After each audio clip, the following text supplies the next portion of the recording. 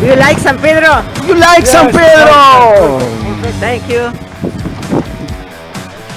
Bienvenidos, te veo en pantalla, Lili Berardi, bienvenida a Sin Galera, periodismo y rock and roll. Hola, ¿cómo le va? Arrancaron abajo por lo que veo. Acá se arranca así, al palo. Claro, este es el cumpleaños de Sandra. Es el cumpleaños de Sandra, que los cumpla feliz. Sandra, le cantamos. Claro, lo que pasa es que como le cantamos en la previa, hay que cantarle de nuevo, le cantamos de nuevo. No, me da vergüenza, no. Do you like San Pedro and happy birthday to you? Eso, sobre todo happy birthday. The more words I comprended. Son todas las palabras que puede decir. Do you like San Pedro? Pero salís en el New York Times. Claro, exactamente. Y puedo decir happy birthday to you. Claro, pero además le puedo decir Good morning. Puedes decir a los del New York Times, do you like San Pedro, porque les debe haber gustado San Pedro, porque estuvieron largos en San Pedro. Sí. Buen día para todos. Muchas gracias a todos los que en el día de ayer nos contaron, bueno, ya en el final de mis pequeñas vacaciones. Así que ya el lunes estamos allí molestando nuevamente. ¿Se escucha bien todo? ¿Está todo ok? ¿Todo está sin delay? Perfecto. ¿Te recibo bien? Me he quedado poco. ¿Me recibís bien? Sí, una maravilla. ¿Sí? Bien. Bueno, ojalá toda la gente me recibiera de la misma manera.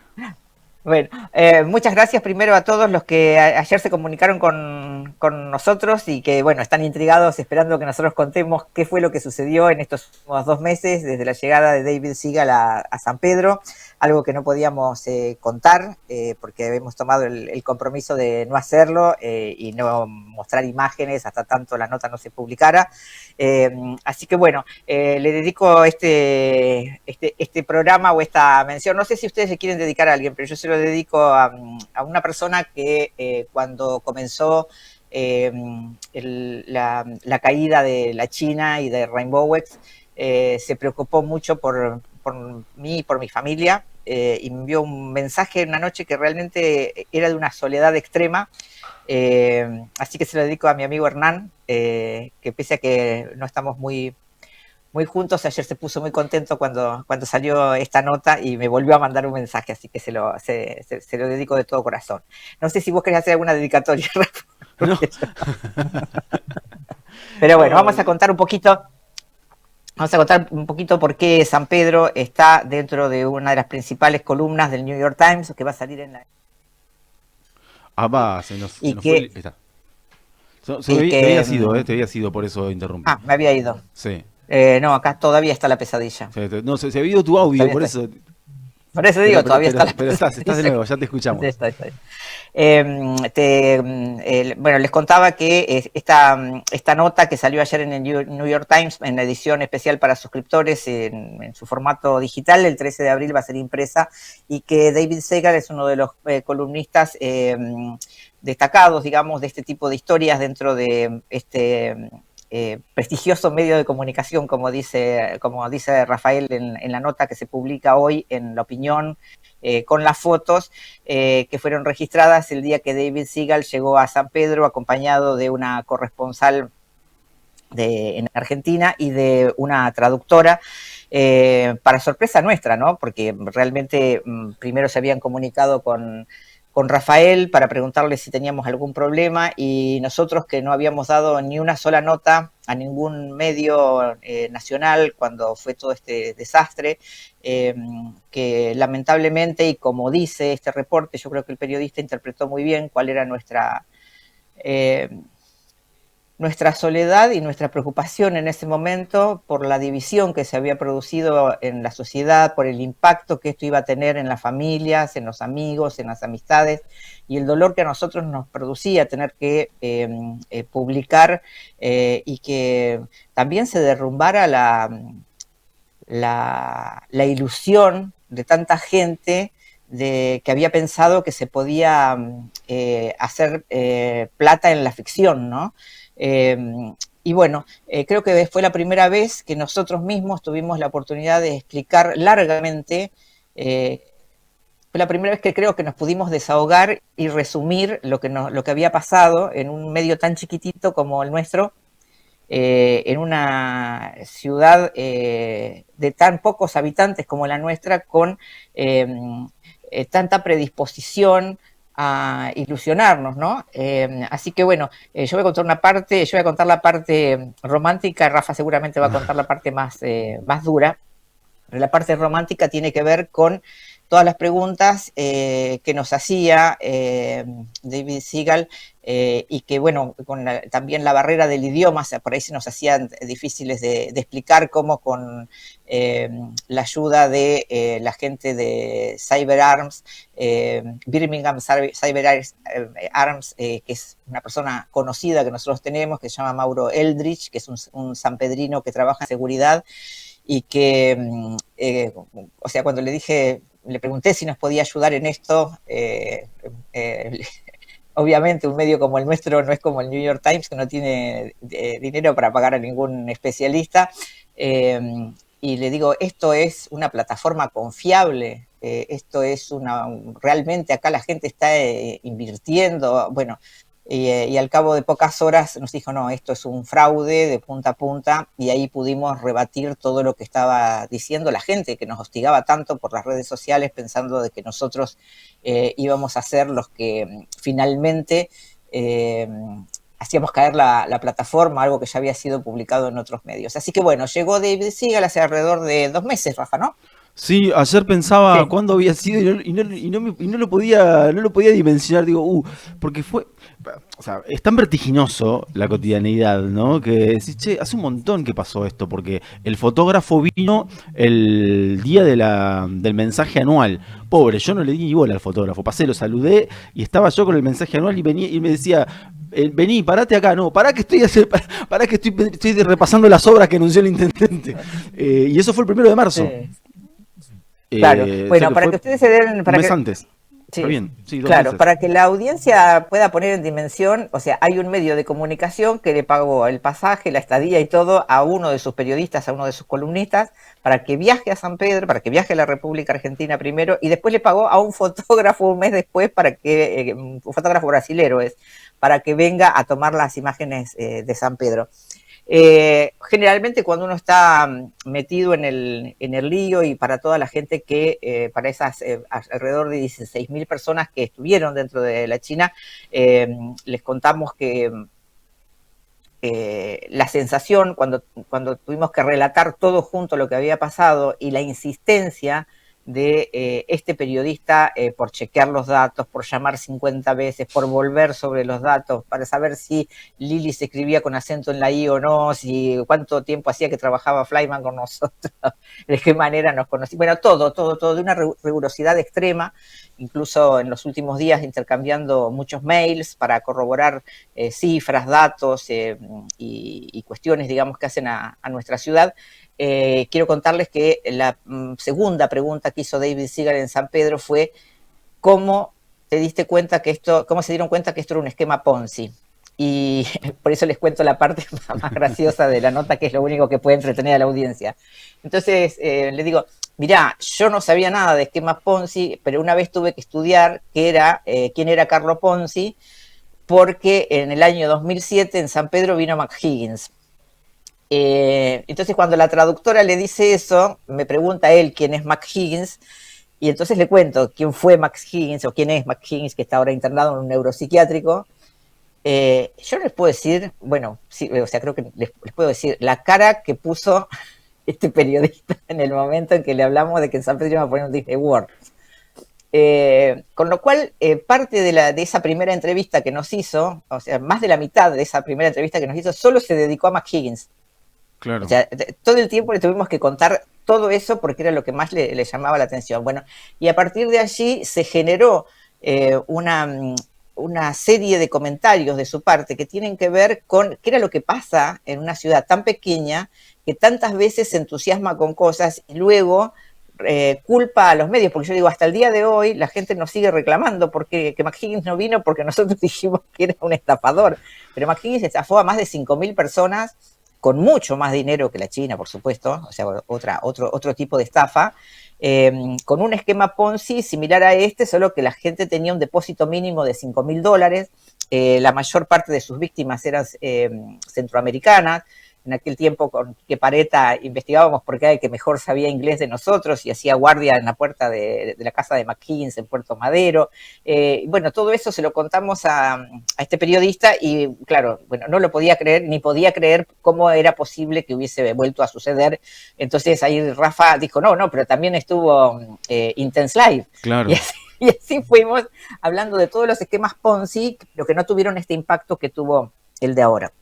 Así que, bueno, dicho esto, se extendió durante 2 meses este chequeo informativo permanente, la llegada del fotógrafo ahora a principios de marzo, el día de la apertura de sesiones, que el fotógrafo voló desde Brasil, pero bueno, todo para nosotros impensado e impensado para ellos.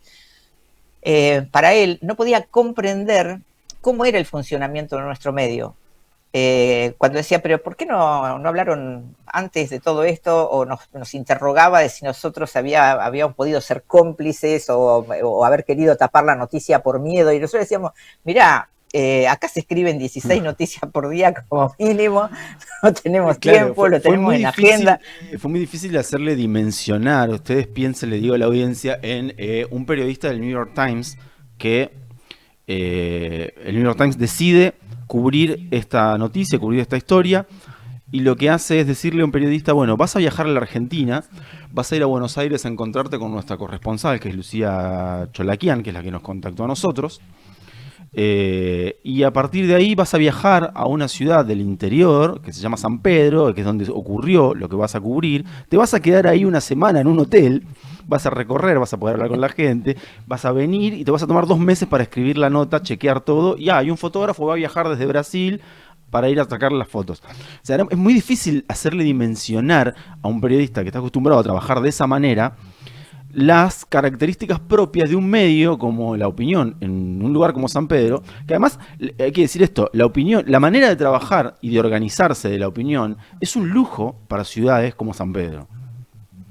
Esto que sucede acá, que ustedes ven, por ejemplo, en este programa hoy, si mostrás de la pantalla en la mesa, que hay 1, 2, 3, 4 personas trabajando, nosotros somos 2 en la mesa y 2 en el control, está Elías allá.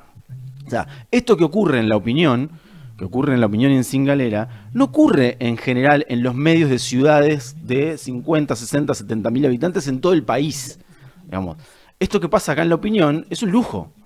Pero ahí, aún así el tipo no lo podía dimensionar. Yo le digo, mira, si esto te hubiese pasado en otra ciudad, qué sé yo, en Ramallo, en Varadero, en Arrecifes, te ibas a encontrar con una redacción que no tiene una mesa delante de la redacción, un lugar para un editor, el lugar de la directora, un espacio. Te ibas a encontrar con un tipo que es el dueño, que es el que va a levantar publicidades, es el que prende la consola para hacer el programa y que después sale a escribir las notas. Digamos, es la realidad de los medios en el interior del país. Y en general, digo, y es muy difícil hacerle comprender, y era muy difícil hacerle comprender que mientras nosotros recopilábamos información del funcionamiento de la China, porque todo el mundo hablaba de la China, además estábamos yendo a la esquina porque chocó un auto con una bicicleta. ¿No? Esa dimensión era muy difícil, para él era incomprensible, ¿eh? De hecho, lo pone en la nota misma, dice, La Opinión es un medio hiperlocal que cubre noticias de todo tipo. Por ejemplo, ayer, dice, por el día anterior al que salió la nota, publicaron que se robaron una bicicleta de dentro del patio de una escuela. Y le parecía sorprendente. Y claro, es que es eso también, ¿no? Sí, las pequeñas noticias, la dimensión que nosotros le damos, ahí no me estoy escuchando yo, no sé si estoy saliendo al aire. ¿Se escucha? Sí. ¿Se escucha? Ah, ok. Decía que la dimensión que nosotros le damos a cada una de las noticias son valiosas porque le interesan a nuestras audiencias. O sea, no es que publicamos cosas porque se nos ocurren y podríamos competir con medios nacionales. Así que bueno, yo creo que también para él fue una experiencia fantástica el haber podido conocer esto. Es admirable realmente que alguien se tome el trabajo de llegar hasta la ciudad. Hoy pienso que el periodismo lamentablemente se nutre simplemente de tweets, comentarios, redes sociales y demás, y es muy poca la gente que va al lugar donde suceden los hechos, fundamentalmente por escasez de recursos, no por sanganismo del periodismo. O sea, yo creo que al periodista siempre le gustaría ir al lugar de los hechos. Pero en los tiempos que corren es bastante difícil. El poder haberse llevado esa impresión, yo creo que le dio una dimensión. Él es una persona que ha pasado por distintos medios de comunicación, es un especialista en este tipo de crónicas que se publican los días domingos, publica una por mes, y yo digo, ay, qué lindo tener todo un mes para escribir. Además, para comprender la dimensión del asunto, digo, estamos hablando del New York Times, o sea, acaso el diario más prestigioso del mundo. Y estamos hablando de un periodista que viene del Washington Post. Antes de ser periodista del New York Times, era periodista del otro diario más prestigioso del mundo, que es el Washington Post. Que es, para quienes conocen el funcionamiento de la dimensión política en los Estados Unidos, el Washington Post es un diario de tendencia más republicana y el New York Times es un diario de tendencia más demócrata, digamos, en esa distinción que tienen ellos. Que es un poco más sana que las distinciones que tenemos nosotros en términos de grieta, ¿no? Pero bueno, el tipo pasó del Washington Post al New York Times y se dedica mucho a hacer cosas muy interesantes en Seagal sobre lo que le pasa a la gente con las empresas en términos de defensa del consumidor. Cubre muchísimas historias de esas. Son muy, muy interesantes, ¿eh? Digo por si lo quieren leer. Bien, sí, y además, bueno, contarle a la gente por qué estamos hablando de esto, que parece como una especie no sé, de reconocimiento, por decir de alguna manera. Y en realidad lo que nosotros apreciamos de esto es que alguien haya venido hasta nuestra ciudad a contar lo que realmente pasó, que no es eso lo que nos sucedió en el mes de octubre, cuando nos quedamos solos, amenazados, hostigados, tristes, sumamente tristes, por algo que sucedió entre gente a la que nosotros queremos y conocemos. Entonces para nosotros era muy distinto a lo que podía cubrir cualquier medio nacional al que no conoce a las personas. Y cuando nosotros nos adentramos en la plataforma, previo a haberle entregado a la justicia todo lo que nosotros teníamos, porque si no, esta investigación no hubiese seguido adelante. Fíjense lo que está pasando con otras investigaciones que se hacen de criptoactivos en las que, digamos, no hay posibilidades, digamos, de que los fiscales puedan llegar a los datos tan rápidamente como lo hicieron esta vez y con víctimas que se presentaron voluntariamente. Piensen ustedes que no había víctimas al principio, que no había nadie dispuesto a contar lo que estaba pasando, que no había nadie dispuesto a brindar mayores detalles, y que bueno, para mí, sinceramente, esta publicación tiene la cuestión de la valoración de algo que realmente sigo sintiendo hasta el día de hoy. A veces cuando, no sé si a ustedes les pasa, pero cuando voy a algún negocio o me encuentro con alguien y demás, siento esa, no sé cómo explicarles, esa sensación de estará pensando si yo sé si estaba o no estaba en la China, qué sé yo, que es algo que sinceramente no me importa, porque nos sigue lastimando que haya tanto manejo de la hipocresía en una ciudad que está tan pauperizada como San Pedro. Fue muy difícil explicarle a un periodista extranjero el grado de pauperización que ha sufrido San Pedro y la necesidad de ilusionarse con algo. Él se sorprendió mucho cuando yo le conté la anécdota de una trabajadora doméstica que había puesto 60.000 pesos y tenía 1.200.000, y lo pusimos en dimensión de qué significa para una empleada doméstica ver en su propio celular que tiene 1.200.000 pesos y creer que los tiene. Claro. Y creer que los va a poder sacar. Entonces, eso que se veía con, pero ustedes que siempre que son amarillistas, no, era, sí, ¿qué va a pasar con estas personas en el momento en que entiendan de que eso ya no está más y no puedan ir a la justicia a contarles cómo habían hecho para ingresar o para obtener ese dinero? Y así como ellos, los que se la llevaron, que yo pienso en eso, ¿no? Cuando alguien que se llevó muchas se encuentra con esa trabajadora doméstica en algún lugar y esa trabajadora doméstica cuenta que perdió sus únicos 60.000 pesos, ¿cómo se siente el otro, el que se los robó? Porque el 80% del funcionamiento de la plataforma eran sanpedrinos, y eso es doloroso. Con lo cual también se hace difícil decir, hay un punto en el que vos no querés saber más. O sea, yo ya no quiero saber más cuántas personas, no quiero saber más nombres de personas. Y por eso empezamos en aquel momento, él nos preguntó también por qué lo habíamos empezado por los funcionarios públicos, entonces dije, porque la legislación argentina nos permite que si hay un funcionario público que pueda tener una vinculación con un ilícito, poder hacer público sus nombres, y por eso empezamos por ahí. Claro. Y si bien no fueron tantas las ganancias ni las pérdidas de nuestros concejales o nuestros dirigentes o del director de educación, sí era importante decir, miren hasta qué punto llevó a mucha gente del ámbito policial, que también estaba dentro de los ganadores. Es decir, todos los que eran públicos a nosotros nos permitían contar esta noticia. Bueno, no me quiero poner densa con esto, simplemente aclarar algo que respecto de todos nuestros compañeros de trabajo que la pasaron muy mal. De hecho, nosotros tuvimos compañeros que no pudieron ir a trabajar esos días porque son chicos y sus padres tenían temor de que les pasara algo, y que hubo ahí un mini equipo metiéndole muchas horas por fuera del horario habitual para hacer esto que nos quedaba absolutamente grande. Y bueno, ahora la parte dura la cuenta Rafael. No, tiene una dimensión esto que es, ayer me decía Lucía, la corresponsal del New York Times en la Argentina, en Buenos Aires, me decía, bueno, pónganse contentos porque esto honra el laburazo que hicieron. Y por un lado, digo, esto también sí, esto es un poco de autobombo, ¿no? Es decir, sí, tiene razón. Qué bueno el reconocimiento de alguien de esas características, ¿no? Digo, el diario más prestigioso del mundo vino a la Argentina a reconocer el trabajo de estos periodistas, de este medio pequeño, de este pueblo.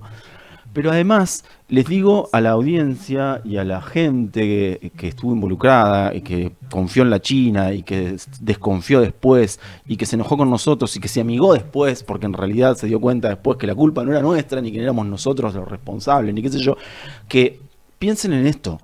El diario más prestigioso del mundo vino a San Pedro a cubrir lo que pasó con la China.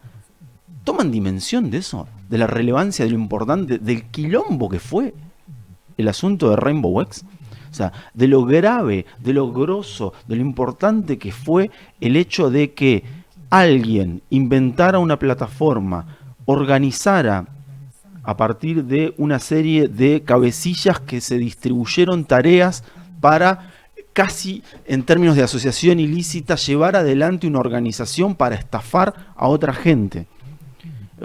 La dimensión, la relevancia que tiene el tema, que tuvo el tema, pero primero vinieron todos los medios nacionales a cubrir porque no lo podían creer, pero después viene el diario más prestigioso del mundo a decir, che, ustedes a contarle al resto del planeta que en una ciudad bonaerense de la Argentina, de casi 70.000 habitantes, donde, como dice en la nota David Seagal, prácticamente uno puede creer que la gente casi toda se conoce entre sí, ocurrió una cosa de estas características. Alguien diseñó una plataforma y alguien la tomó y dijo, che, esto está buenísimo para hacer guita a costa del resto. Porque después de todo, creo que un poco también nos pasa en la comunidad, que no terminamos de tomar dimensión. Yo lo dije, lo he dicho en varias oportunidades al aire. Parece que no terminamos de tomar dimensión que lo que ocurrió con Rainbow X es que era una estafa piramidal. Esto es, que había gente que ponía plata, pero que había gente que sacaba plata y que la plata que sacaba era la plata que ponía el otro. Que la ganancia era ni más ni menos que el joderle al otro que puso con la esperanza de que también iba a poder sacar. Y eso, digo, me parece que es súper importante que hayamos aparecido en el New York Times, que el San Pedro y el Rainbow X y la China aparezcan en el New York Times para tomar dimensión de lo que nos pasó. Porque esto nos pasó a nosotros, nos pasó acá, en la calle, a nosotros, a nuestros amigos, a nuestros vecinos, a nuestras familias. Esto le pasó a San Pedro. Y en un punto pienso, estamos todavía en condiciones de asumirlo. ¿Podemos asumir eso? Che, nos pasó esto. Para la historia, para lo que viene, para el futuro. ¿No, Lili? ¿Estamos en condiciones de decir eso?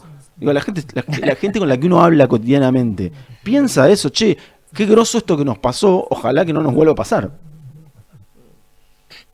Bueno, eso sería como lo más importante y la pregunta del millón. O sea, cuando nos pedían, o sea, la editora le pedía también al periodista que buscara una reflexión. Y esa reflexión, en esa reflexión incluían, o sea, me pedían que dijera que cómo había sido, qué sentimiento nos había abrazado a nosotros durante todo ese tiempo. Y yo lamentablemente, o sea, lamentablemente, en realidad le decía la verdad, no es que hubo un sentimiento, fue un vértigo de tales características que a nosotros no nos permitió digamos, o redoblábamos la apuesta para ir hasta el final de la investigación y sin saber si la justicia iba a hacer algo, porque esa es otra pata muy importante. Uno puede publicar muchas cosas, pero si después no hay una actuación judicial, puede quedar en la nebulosa si era verdad, si era mentira y demás. Eso tuvo consecuencias, como tuvieron consecuencias otras situaciones de las que hemos hablado. Así que bueno, a mí en ese sentido me satisface, no por las consecuencias, sino por el aprendizaje que significó para todos nosotros. Una amiga mía, editora, me dice, una nota de 4.300 palabras, eso no es chiste, cualquier nota tiene solo 1.000 palabras, claro. Que el diario más prestigioso del mundo ofrezca tanto lugar. Y bueno, la verdad es que sí. Así que bueno, esto sobre todo a todos los que perdieron su poquito dinero, ¿no? Porque son los de los últimos, digamos, de la estafa, algunos los ahorros que tenían, otros que tuvieron que vender, que vendieron cosas y demás. No es que existe la condena, existe la comprensión de una ciudad que necesita creer en cualquier cosa, pero en cualquier cosa que aparezca y que parezca mágica para mí el mayor aprendizaje está dado por todos los adolescentes y chicos que eran muchísimos, sí, jóvenes y adolescentes que influyeron sobre sus padres y sus abuelos para decirles casi que eran idiotas por haber trabajado toda la vida y que había una manera muy fácil de invertir, de tradear y demás. En realidad era muy fácil sacarle el dinero a otro. Y no sé, capaz que se viene un mundo en que las cosas sean así, o sea, como una ley bastante más salvaje que las que nosotros conocemos hasta ahora. Yo sinceramente no tengo todavía pensado cómo podría llegar a ser ese planeta, pero lo estamos viendo avanzar sobre nosotros sin escrúpulos, sin reglas, sin moral, sin ética, sin miramientos por sobre el otro, aplastando al otro, acallando al otro, buscando, digamos, tener una filosofía sumamente miserable a la hora de pensar en la sociedad en su conjunto, ¿no? Y máxime en nuestro caso que vivimos en una ciudad en la que, reitero, los que la hemos conocido próspera, nos lamentamos mucho, pero muchísimo, muchísimo, muchísimo de que hayamos caído en una estafa de estas características. Así que bueno, yo estoy recibiendo 1.000.000 de mensajes acá. Léelos, porque bueno, para compartirlos, yo estoy mirando las estadísticas, cómo va subiendo la gente que se está sumando a esta transmisión en YouTube y en Napa 91.5, porque también estamos en radio hoy. Así que estoy mirando cómo va subiendo la audiencia mientras nosotros estamos conversando. Entonces digo, bueno, ¿qué cosas ya dijimos que deberíamos volver a decir para la audiencia que recién llegó? Primero, que Lili está de vacaciones y que está con nosotros este sábado porque es muy importante lo que ocurrió ayer, y es que San Pedro, más allá de la investigación de la opinión, es muy importante, San Pedro, la China y lo que nos ocurrió a los sanpedrinos salió en el New York Times. Y además, sí, también salió la investigación de la opinión, que yo cada vez que digo, bueno, lo importante es San Pedro, Rainbow X, la gente me dice, incluso los periodistas amigos y la propia corresponsal del New York Times me dice, no le bajes el precio a lo que hicieron ustedes, dice, porque todo esto se supo porque lo hicieron ustedes. Digo, bueno, ok, sí, pero lo importante, como ayer Lalo Mir también puso en Instagram que habíamos salido en el New York Times y la gente empezó a celebrarlo, ¿no? Decir, che, mirá, ¿qué onda? Claro. Sí, sí, pero es que hay mucha gente que lo celebró. Mucha gente que celebró, yo creo que mucha gente también, o sea, así como había mucha gente enojada, había mucha gente ansiosa por explicar que las cosas no son así. Y que se sintió muy impotente durante muchos meses cuando le decía a un amigo, a un ser querido, a un familiar, che, no te metas, mirá que esto es complicado y demás, y parecía como el malo de la película, o sea, claro, el que jugaba ese rol en la familia era como nosotros cuando dijimos, no, miren esto, la verdad, se cayó todo. En nuestras propias familias también sucedió, o sea, que se generó una cuestión de, che, ¿y no habrá alguien, algún amigo mío, qué sé yo? Y bueno, y sí, había. Lleno, Entonces, claro. o sea, fue realmente muy difícil y todo esto. Bueno, acá dice, lástima que San Pedro no fueron noticia por un tema más digno, me dicen, como por ejemplo por la producción y la belleza. Claro, antes éramos noticias por los duraznos, por las rosas, por las naranjas, por la fiesta de la rosa, por, no sé, la capital nacional del durazno. Después dice, felicitaciones, estoy viendo el programa, son un medio muy importante para San Pedro, muy merecido reconocimiento, un enorme abrazo. Esta mañana me decían que era como que nos habíamos ganado el Pulitzer. Bueno, no nos ganamos el Pulitzer, pero la verdad es que recién nosotros también tomamos conciencia ahora. Buen día, siempre los defendí, los felicito, disfruten de las vacaciones, me dice acá Estela, que sabe que estamos de vacaciones con la familia en estos días. Y algo que yo nunca supe, o sea, siempre tuve dudas si decir o no decir, y que tiene que ver con todo el tiempo que se mencionó que nosotros habíamos sido parte de la plataforma, Sí. habíamos retirado dinero, y que de pronto en ese momento, o sea, cuesta contar que nosotros los primeros días de octubre dimos a conocer esto, y el 9 de octubre, mientras estábamos con mi marido en su sesión de quimioterapia, estaba respondiendo a un montón de personas que me estaban preguntando cosas que habíamos dicho en el programa anterior. Y en ese momento, o sea, mientras que estaba esperando, yo me preguntaba, ¿vale la pena todo esto frente a la situación que se está viviendo y ver nuestra foto de, no sé, unas vacaciones de hace 1000 años, cuando estábamos con salud, sanos y jóvenes, acusándonos de algo que para nosotros fue terrible, terrible, o sea, no sé, te compras un churrasco de más y pensás, esta persona debe estar pensando de que me compro un churrasco con la plata de China. En un pueblo chico eso... No, es que sí, y hay un punto en el que te empieza a hacer ruido, como si, pero esta persona que estará pensando, o sea, las cosas que se dijeron fueron durísimas después de tantos años de trabajo. Entonces, bueno, nada, simplemente eso, disfrutar del momento y contar esto que en su momento no había contado, pero era exactamente el 9 de octubre el día que pasó eso, y yo estaba sentada ahí en la sala de espera. Marcelo estaba haciendo su sesión de quimio y donde te encuentre te voy a matar, porque hiciste esto, porque hiciste lo otro, sos la chorra mayor de San... Bueno, cosas terribles, terribles, terribles. Entonces, nada, si hubo momento de vacilación respecto de decir, bueno, chau, loco, esto no vale la pena, fue ese, por lo menos para mí, un momento de quiebre, digamos, ¿no? Y después, bueno, cuando ya te metes en el vértigo, la adrenalina del periodismo y el afán por decir, che, pero mira que esto es así, así, así, bueno, muchas gracias a todos los integrantes y a todas las personas que nos acompañaron también, porque entre nosotros mismos también era, che, dejen de hablar de eso porque los van a matar, bueno, nada, el tener custodia en la puerta, una cosa horrible realmente.